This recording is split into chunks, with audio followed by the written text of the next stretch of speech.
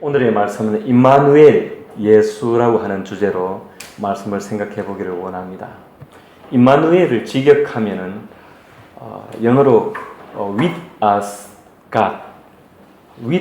God이라고 할 수가 있습니다. 우리와 함께 하나님이라는 뜻입니다. 임마누엘의 이미 함께라는 전치사이고, 아누가 우리라고 하는 인칭 대명사고, 엘이 하나님이라는 뜻입니다. 그래서 그것들이 합성되어 가지고 하나님이 우리와 함께 계시다 하는 뜻을 가지는 것이 바로 임마누엘입니다. 메시아라는 호칭과 마찬가지로 이 임마누엘도 예수님의 이름으로 처음 등장한 것이 아닙니다. 구약의 이사야 7장 14절에 보면 말씀에 14절 말씀에 처녀 혹은 젊은 여성의 임신을 통해서 이 낳은 아들의 이름이 바로 임마누엘이었습니다. 그러면 왜 구약의 임마누엘이라는 이름이 등장해야만 했고, 또 신약의 메시아 예수 임마누엘과는 어떤 연관이 있는지 또는 없는지 우리의 궁금증을 증폭시켜 줍니다. 그런데 이사야 선지자 시대에 하나님의 징조로 한 여인에게서 태어난 아들 그 임마누엘을 바로 마태복음 1장에 등장하는 메시아 예수의 이름 임마누엘로 해석하여 설교했던 적이 과거로부터 종종 있어 왔습니다. 이것에 대하여 예리한 성경학자들은 그러한 해석이 잘못임을 지적하기도 합니다. 구약의 임마누엘과 신약의 임마누엘이 다르다는 것이죠.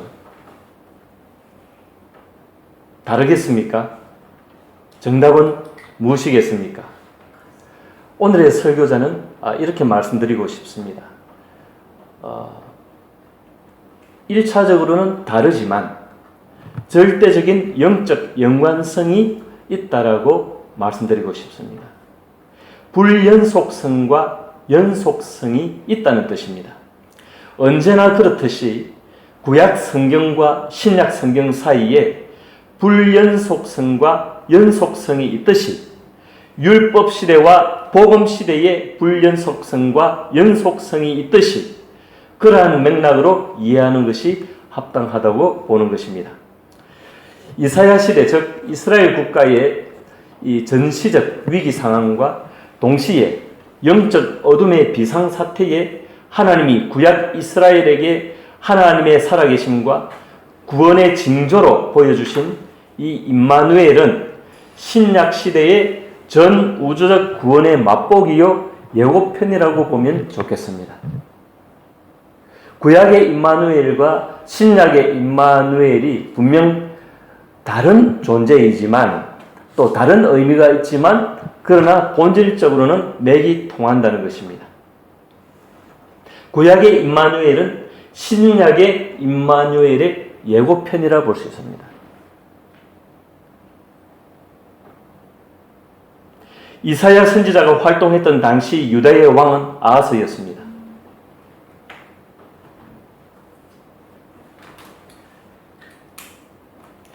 또 영적으로 이 왕이 영적으로 희미하고 판단이 지혜롭지 못한 왕이었습니다. 유다 왕의 12대 왕이었는데 매우 악한 왕이었습니다. 하나님께 범죄하는 왕이고 우상을 섬기는 왕이었습니다. 당시는 이스라엘이 남북으로 나뉘어진 상태였고 주변 국제 정세는 이 남쪽 유다에 매우 불리하게 돌아가고 있었습니다. 북쪽의 나라 이름이 원래 이스라엘이었는데 솔로몬이 죽고 난 이후 남북으로 갈리었습니다. 북쪽은 이름을 여전히 이스라엘을 하고 남쪽은 유다라고 했습니다.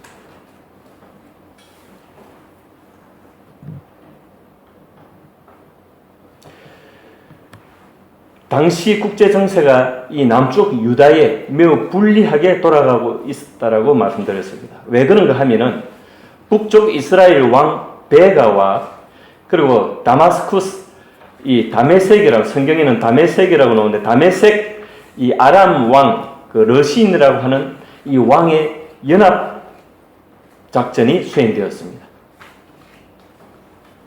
북이스라엘과 베가 왕과 이 아람 왕 러시인이 연합을 하여서 협공하여서 유다를 공격하는 그런 형태가 되었다는 것입니다. 그리고 또 멀리는 유프라테스 강 저편에 이 아수르, 이 세계사에는 아시리아라고 나오는데 이 아수르의 이 마수가 유다를 향해서 뻗어오고 있었습니다. 그런 정황도 모른 채로 이 유다왕 아하스는 이 아수르를 의지하게 됩니다. 왜? 북에 있는 이스라엘과 그리고 아람이 연합하여서 유다를 협공하는 그런 정세를 가진 그런 형세가 되니까 이 유다왕은 신의 아수르를 의지하게 되는 것입니다. 그러나 나중에 이 아수르는 결국 이 유다를 짓밟고 맙니다. 그런 앞으로 되어질 일을 모르고 이 아하스 왕은 아수르를 의지하였다는 것입니다. 그리고 그 아수르 정책을 펴고 또 그 나라의 친아수르 정책을 펴고 그 나라의 우상을 끌어들여서 여호와 하나님을 배반하는 자리로 들어갔습니다. 그럼에도 불구하고 하나님은 끝까지 이 아하스 왕을 설득하고 또 그 배반의 마음을 돌이키기를 원하셨습니다. 여러분, 하나님은 인격적인 하나님이라고 그러셨죠. 인격적인 하나님이고 사랑의 관계로 백성들과 구약의 표현으로 이스라엘 백성들과 결혼하였다라고 표현할 정도로 하나님 그런 관계를 맺으시는 하나님이십니다. 그렇기 때문에 이 유다가 하나님을 배반하고 우상을 섬기고 또 지혜롭지 못한 방법으로 세상을 따르고 세상을 쫓아가는 세상에 의지하는 그런 모습에도 불구하고 그 유다를 한 칼에 버리지 아니하시고 하나님은 끝까지 이 유다를 설득하십니다. 이 아하스 왕을 설득하십니다. 이사야 선지자를 통해서 또 그 외의 선지자들을 통해서 말씀하시고 설득하시고 그 설득의 일환으로 임마누엘의 징조를 보여주시는 것입니다.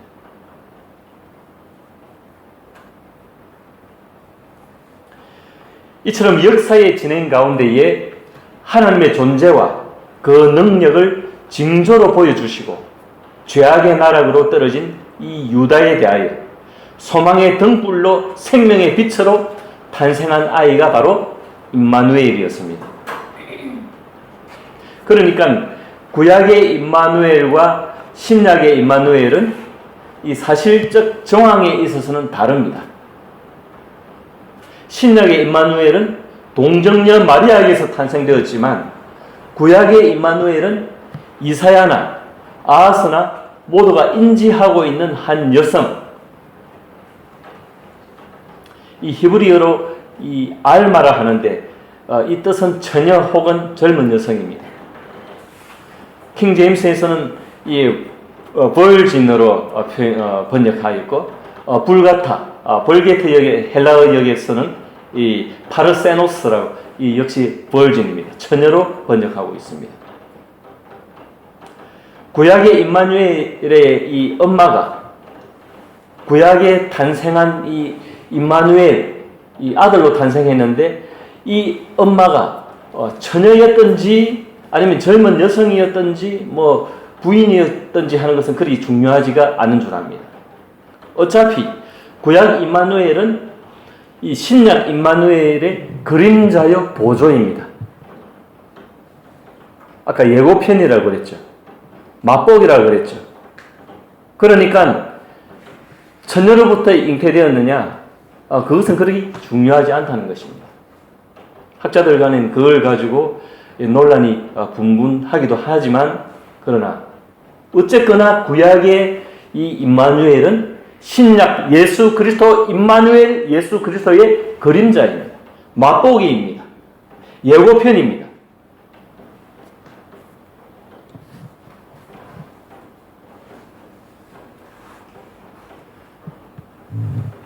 그래서 구약의 이 임마누엘은 실체가 아니죠.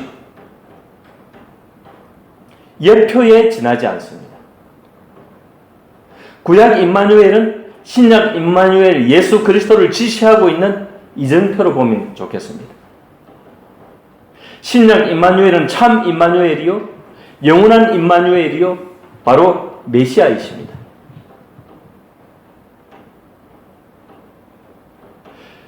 유다 백성들의 타락과 나라가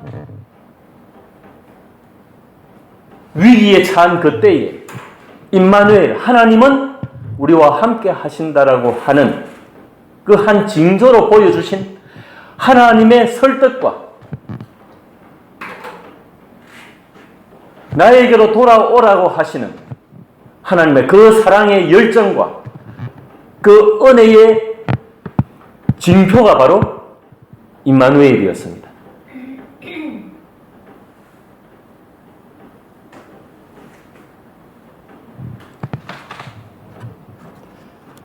이사야의 영적 시선은 이미 그런 퍼스펙트, 그런 전망을 하고 있습니다. 그냥 뜬금없이 이런 이야기를 하는 것이 아니라 이사야서 9장 1절 이하에 보면은 7절까지 보면은 이런 말씀이 기록되어 있죠. 전에 고통받던 자들에게는 흑암이 없으리로다. 옛적에는 여호와께서 서불론 땅과 납달리 땅이 멸시를 당하게 하셨더니 후에는 해변길과 요단 저쪽 이방의 갈릴리를 영화롭게 하셨느니라. 흑암에 행하던 백성이 큰 빛을 보고 사망의 그늘진 땅에 거주하던 자에게 빛이 비치도다. 주께서 이 나라를 창성하게 하시며 그 즐거움을 더하게 하셨으므로 추수하는 즐거움과 탈취물을 나눌 때의 즐거움같이 그들이 주 앞에서 즐거워하오니 이는 그들이 무겁게 맨 멍에와 그들의 어깨의 채찍과 그 압제자의 막대기를 주께서 꺾으시되 미디안의 날과 같이 하셨음이니이다.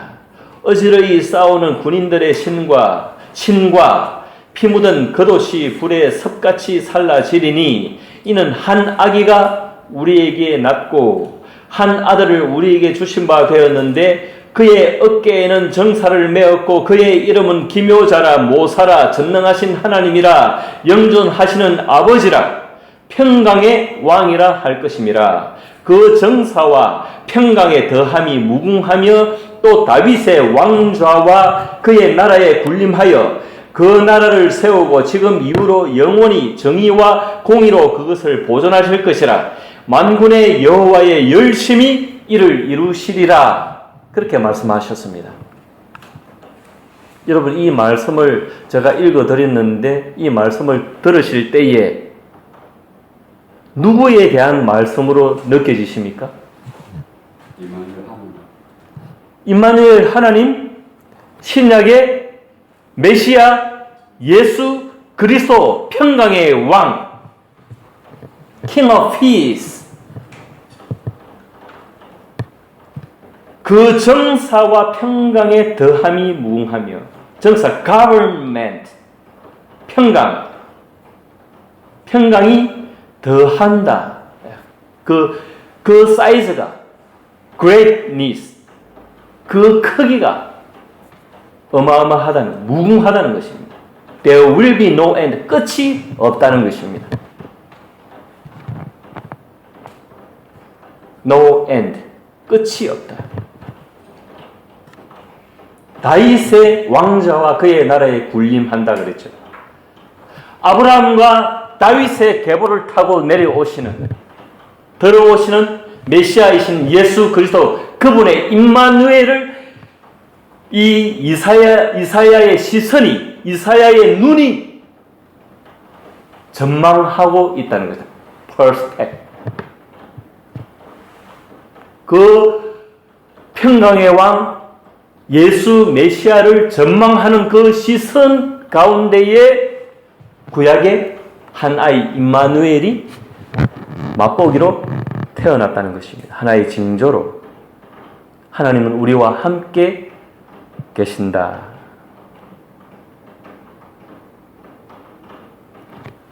그러니까 분명히 상황이 다르고 실체가 다름에도 불구하고, 다르다는 것은 불연속성이죠. 그럼에도 불구하고 이 전망 안에 맥이 통하고 하나에 연결되어지는 것이 있다. 마치 율법과 은혜 사이 같이. 구약 시대와 신약 시대의 불연속성과 연속성과 같이 그런 관계가 있다는 것입니다. 신약에서 평강의 왕을 찾을 수 있습니다.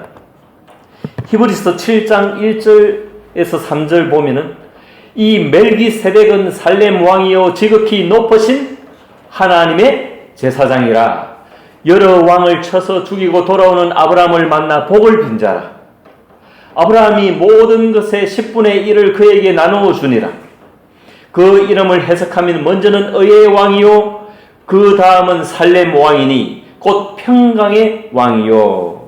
아버지도 없고 어머니도 없고 족보도 없고 시작한 날도 없고 생명의 끝도 없어 하나님의 아들과 닮아서 항상 제사장으로 있느니라.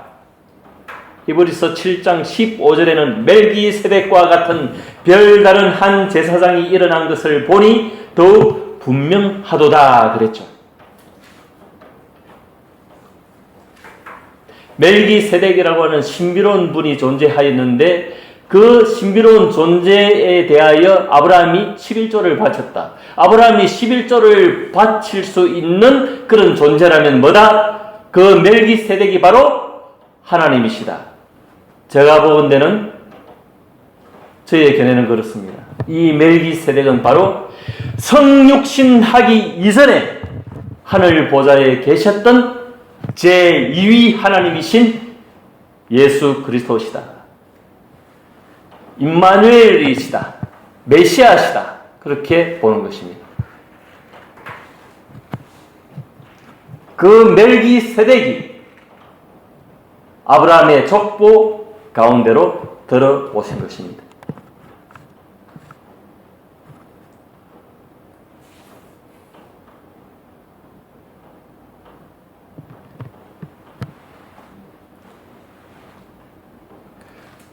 제가 지금까지는 별로 들어보지도 못했고 책에도 제가 보지도 못한 사실이기 때문에 조심스럽게 말씀을 드리는 것입니다. 혹시 이의를 제기하거나 여기에 대해서 문제가 있다면은 말씀해 주시면 다시 재고를 하고 연구를 해 보겠습니다만서도 저는 그런 확신을 지금 현재는 가지고 있습니다.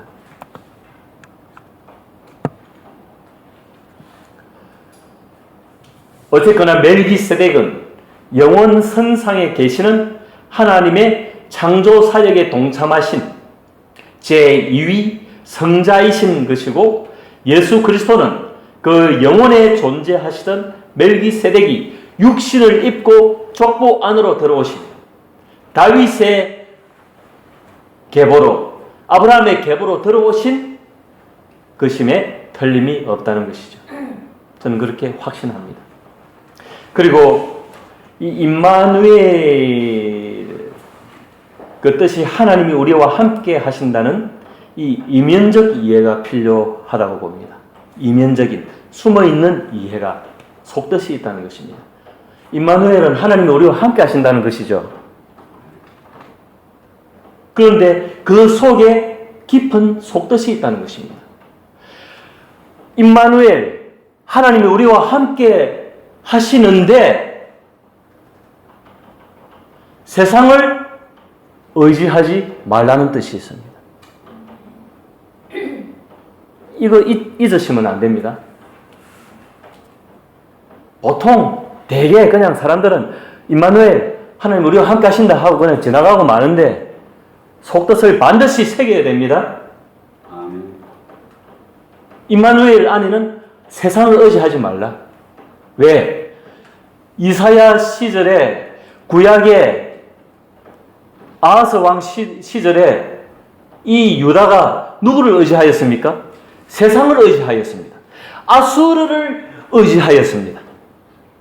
세상 왕을 힘 있는 곳을 의지하였습니다. 하나님을 의지하지 않았습니다. 그래서 임마누엘을 징조로 보여주신 거예요, 하나님이. 그래서 이 임마누엘의 징조 안에는 아하스에게, 이 유다 백성들에게 하나님이 던지신 메시지는 너희가 세상을 의지하지 말라. 하는 깊은 속뜻이 있습니다. 그냥 대놓고 하나님 우리와 함께 하신다. 하나님 우리와 함께 하신다.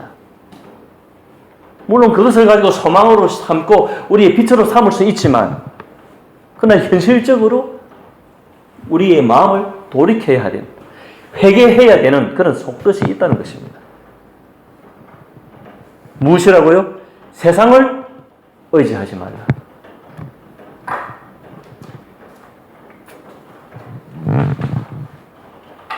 세상을 의지하는 사람과 그렇지 못한 사람 사이에는 별반 끝으로 보기에는 모릅니다. 차이가 안 납니다. 그냥 다 예배도 드리고 제사도 드리고 뭐 하나님 앞에 막 기도도 하고 하기 때문에 차이가 안 납니다. 그러나 우리의 실생활 속에 아주 엄격하게 아주 철두철미하게 나의 동기, 나의 모티베이션, 내 마음의 동기, 다른 말로 마인드, 내가 왜 이 일을 해야 되지?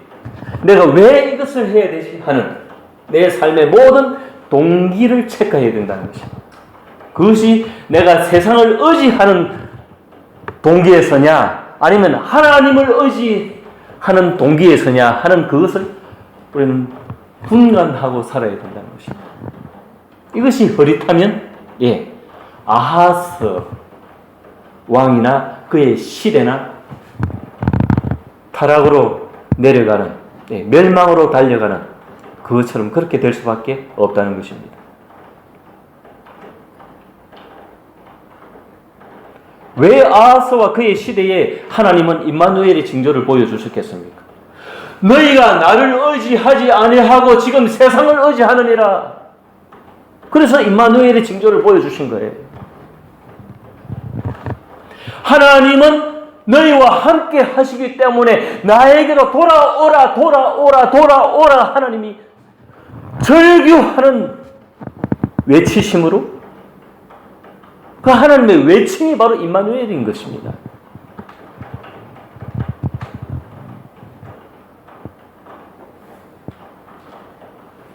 시대가 첨단 21세기를 달려가고 세상의 문명이 어디까지 치달지를 모르는 이러한 시점에 이런 시대에도 하나님 필요한가? 사람들은 그렇게 생각하겠죠. 별로 필요 없는 것 같다니까 교회에서 사람들은 점점 빠져나가고 전국적으로 하나님의 교회들의 주일학교가 점점 없어져 가는 그런 추세에 있습니다. 주일학교도 없습니다. 학생들도 없고 아이들이 없습니다. 어떤 분이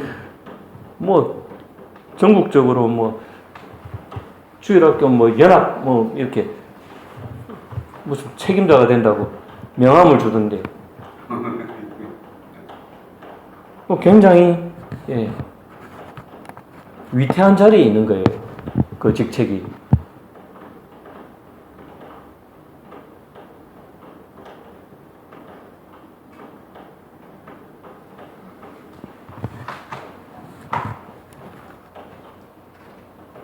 세상을 의지하지 말라.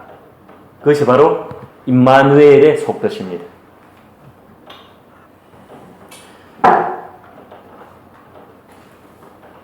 여러분, 유다를 조성하신 이가 누굽니까? 유다를 만드신 이가 누굽니까?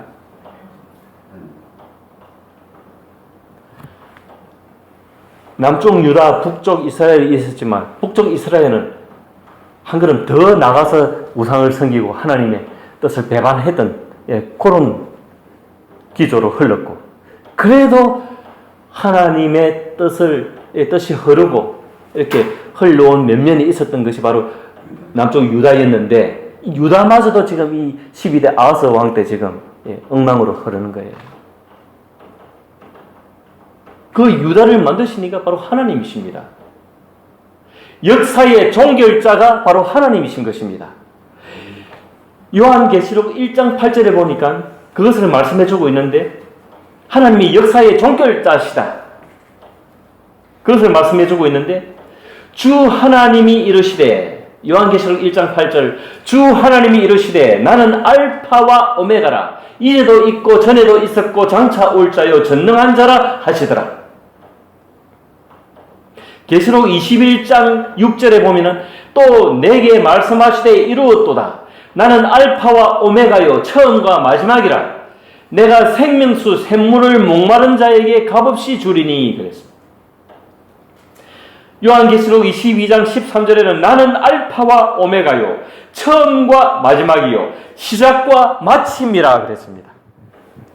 알파가 뭐고 오메가가 뭡니까? 알파는 이 헬라어의 알파벳에 영어로 치면 A 제일 첫 번째 알파벳입니다. 오메가는 제일 마지막 알파벳입니다. 그러니까 시작이고 끝입니다. 그래서 하나님이 역사의 시작이요 역사의 종결자라는 것입니다. 하나님이 주인이시라는 것입니다. 역사는 하나님이 주도하신다는 것입니다. 누구를 의지해야 되겠습니까? 세상은 멸망으로 치닫고 있는데 세상을 의지해야 되겠습니까? 역사의 종결자이신 하나님을 의지해야 되겠습니까?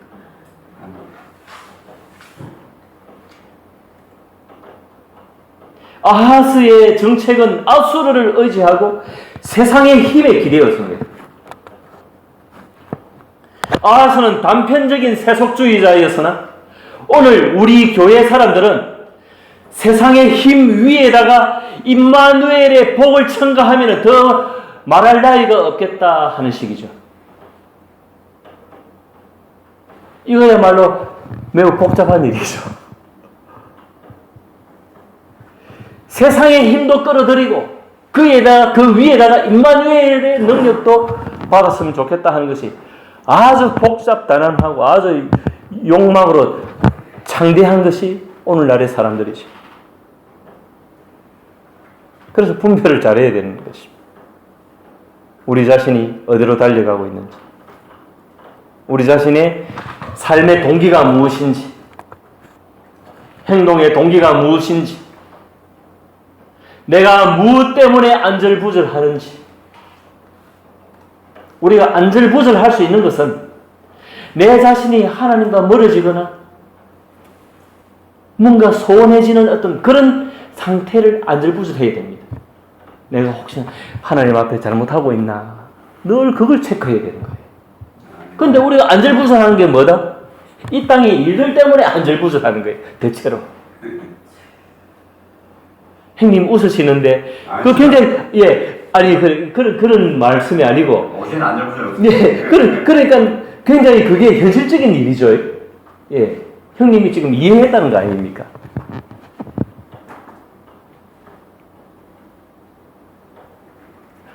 요즘은 하나님 편에 서서 좀 유유자적하십니까?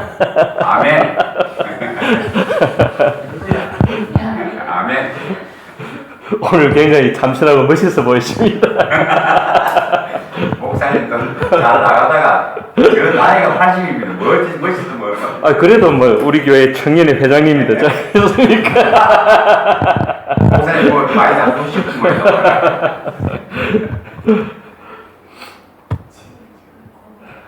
그 구약의 그 여호수아와 단짝을 이루었던 그 용맹한 장수였던 그 누구죠?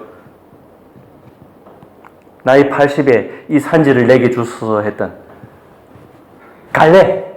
예, 갈렙이라는 유명한 장수가 있어요. 나이 80에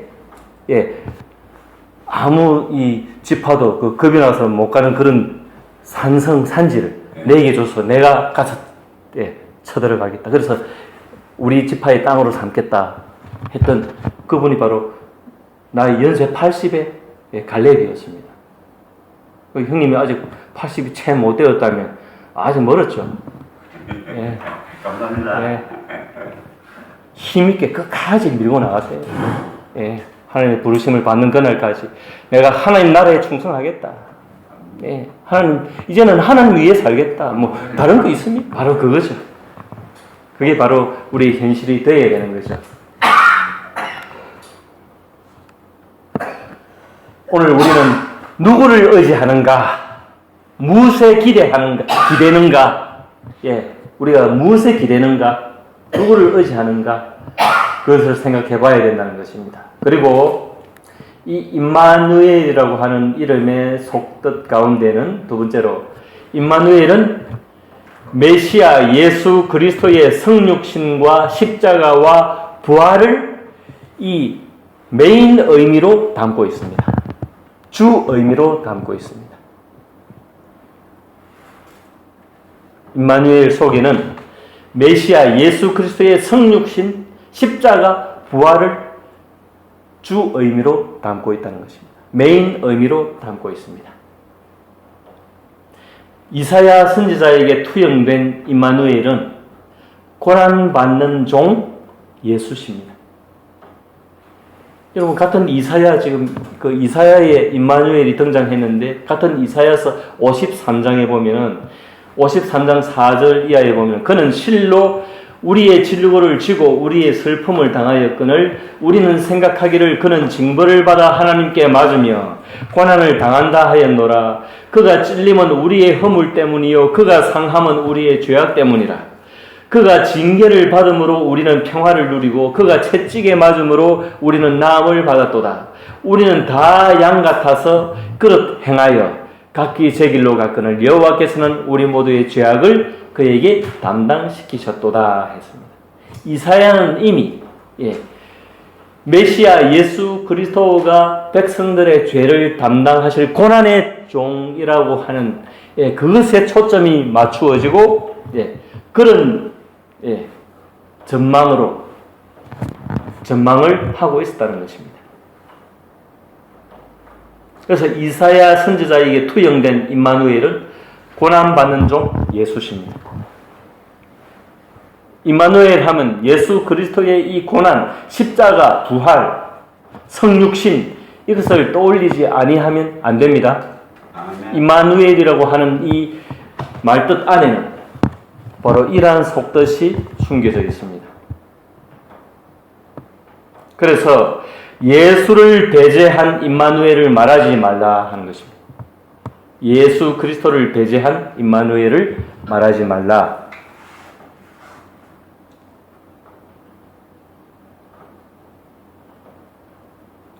참 임마누엘은 메시아, 그리스도 예수시라는 것입니다. 임마누엘 속뜻으로 두 가지가 있었는데 한 가지는 뭐라고요? 세상을 의지하지 말라. 딱 한번 따라해 보겠습니다. 임마누엘 속뜻. 임마누엘 속뜻. 첫째, 세상을 의지하지 말라. 세상을 의지하지 말라. 둘째, 임마누엘은 메시아 예수 그리스도의 성육신, 십자가, 부활을 메인 의미로 담고 있다. 부활을 메인 의미로 담고 있다.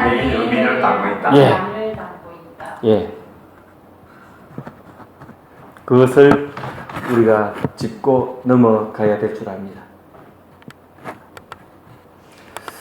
끝으로 임마누엘의 이 의미 확장에 대해서 좀 말씀을 드릴까 합니다. 이 의미가 좀 확장되어지는 면을 볼 수가 있습니다. 임마누엘 이 뜻이 한번 신약 성경을 한번 찾아보세요. 요한복음 14장 한번 찾아보십시다. 요한복음 14장 14절 이하에 14절에서 20절 요한복음 신약 성경 14장 14절 요한복음 14장 14절에서 20절 172페이지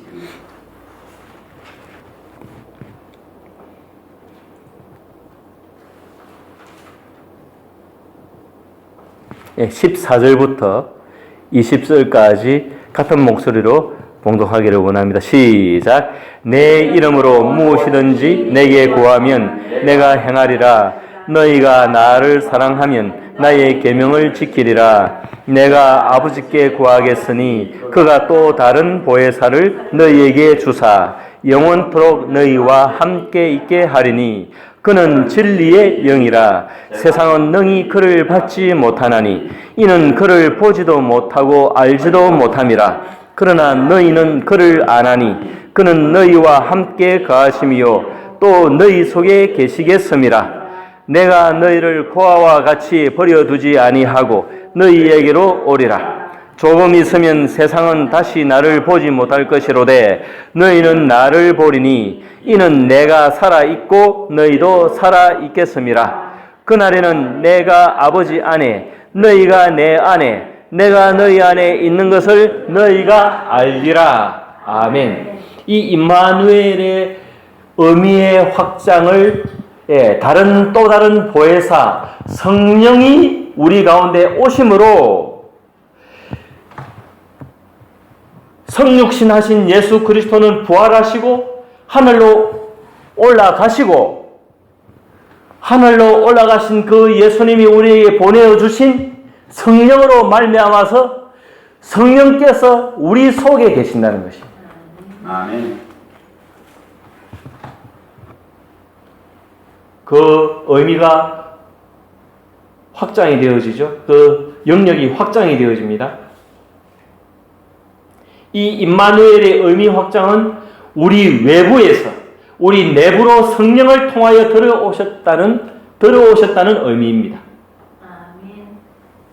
이 고맙고 자애로운 은혜를 우리가 어찌 감당할 수 있겠습니까?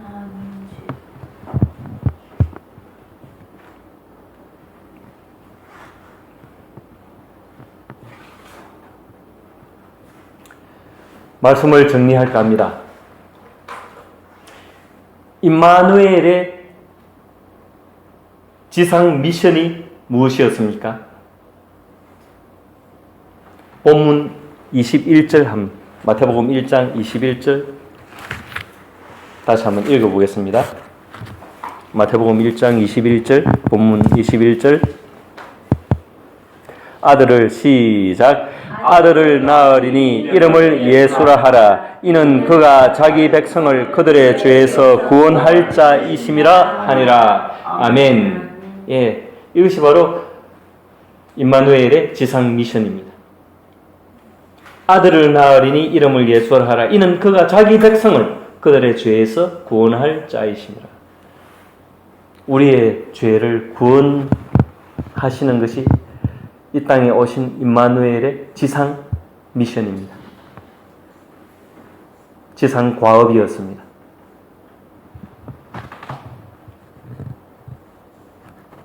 항상 우리가 잊지 아니해야 할 것은 우리가 죄인이었다는 사실입니다. 우리가 하나님의 원수였다는 사실입니다. 우리는 구원받기 불과한 존재였다는 사실입니다.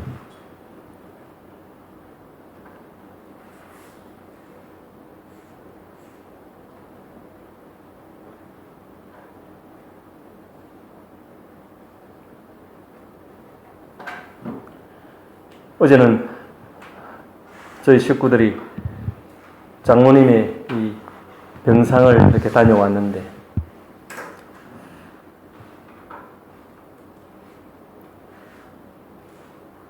생사의 갈림길에 서 있는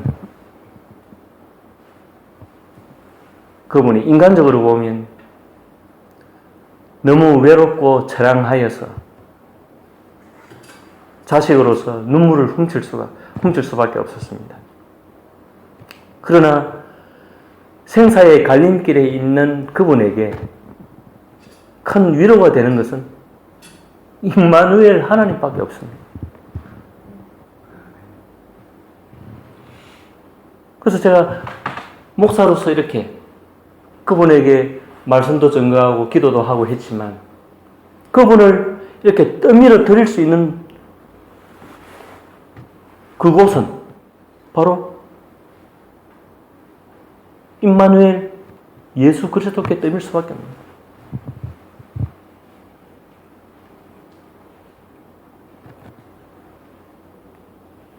시편에 보면은 사망의 음침한 골짜기로 다닐지라도 해를 두려워하지 아니한다 했습니다.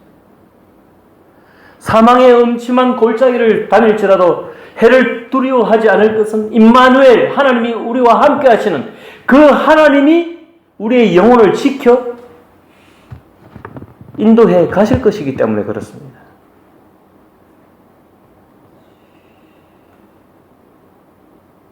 우리가 천년을 구가할 것 같은 우리의 인생이지만 그러나 그렇지가 않는다는 것은 너무나 여러분이 잘 아시지 않습니까? 휙하니 지나가고 휙하니 10년 지나가고 휙하니 5년 지나가고 10년 지나가고 휙하니 뭐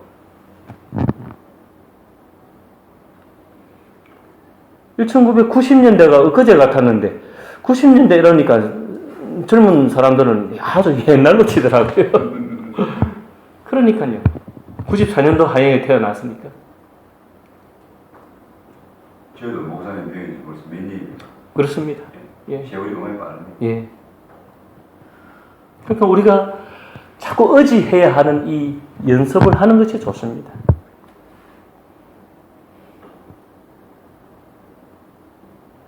어떤 분은 보니까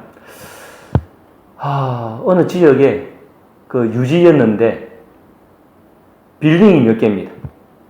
근데 그 1층에 무슨 전자상가 뭐 있고 2층에 치과 뭐 병원 뭐 이렇게 약국 1층에 약국하고 또 다른 것들이 있고 뭐 거기서 나온 새만 해도 예, 어마어마한 데다가 뭐 또 다르게 또 사업하는 부분에서도 뭐 감당을 못 하는 거예요. 그런데 의외로 그분이 또 병상에 누웠다 하는 소식을 듣고 이렇게 보면 어떻게 될까 했는데 예, 그걸 놓고 가지를 못하는 거예요. 마지막까지 자기가 하늘 나라로 간다는 의식을 못한 채 돌아가시는 거예요. 그게 너무 안타까운 거예요. 주변에서 보는 사람들은. 본인이 내가 지금 하늘 나라로 가야 된다라는 그걸 의식을 이제는 이 땅의 일들을 점점 희미하게 잊어버려야 되는데 거기에 매여가지고 그걸 못 잊는 거예요. 그걸 두고 갈 수가 없는 거예요. 그래서는 곤란하겠다. 우리도 장담하기가 어렵기 때문에 부단히 연습해야 된다. 내가 그게 이상이 있으면 하나님 부르시나 하고, 그러면 다시 회복시켜 주시면, 또 무슨 일을 시키시기 위해서 더 충성하라는 의미에서 또 여기 또 남겨두시나 하고, 그 양당 간에 우리가 왔다 갔다 하면서 자꾸 체크를 해야 되는 거예요. 또 안 좋으면 하나님 또 부르실 때가 됐나 하고 빨리 내가 그 하늘의 부르심에 응할 수 있어야 되는데 그렇지 못하면 이게 안타깝고 곤란한 겁니다.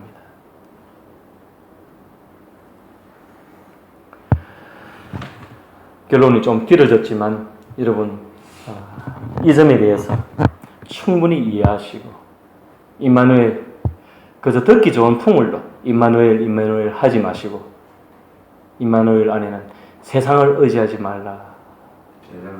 예수 그리스도의 그 고난과 십자가와 그 부활의 그 엄청난 비밀이 함께 포함되어져 있다는 그 사실을 잊지 마시고 부단히 하늘을 소망하는 자로 살아가시는 복된 하나님의 성도들이 되시기를 주님의 이름으로 축원드립니다. 아멘.